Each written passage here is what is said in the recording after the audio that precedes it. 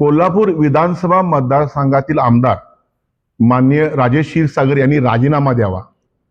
कारण गेली 12 वर्षे ते आमदार आहेत आणि राज्य निवडणूक मंडळाचे ते अध्यक्ष आणि कॅबिनेट दर्जा आहे। आणि आता जाहिराती बघतोय, मोठमोठ्या जाहिराती बघतोय, सगळं जिल्ह्यातलं जे काय केले ते मीच केले अशा पद्धतीने ते कार्यरत आहेत। परंतु मूलभूत सुविधा ज्या आमच्या हक्काच्या आहेत त्या हक्काच्या मूलभूत सुविधा ज्या गेली 12 वर्ष आम्हाला मिळाल्या नाहीत आणि म्हणून आम्ही त्यांचा राजीनामा मागतोय। काय पाहिजे नागरिकांना? चांगलं स्वच्छ मुबलक पाणी, कचरा उठाव, कचऱ्याची निर्गत झाली पाहिजे, दिवाबत्ती पाहिजे आणि आरोग्य सेवा पाहिजे, बगीचे, क्रीडांगण, ह्या मूलभूत सुविधा तुम्ही आम्हाला देणार नसाल आणि चांगले दर्जा रस्ते पाहिजेत आम्हाला, ते तुम्ही दिले का? तर नाही दिले। नुसतं लढ मन म्हणून लोकांना फसवण्याचं तुम्ही काम केलेलं आहे, जनतेची दिशाभूल केलेली आहे।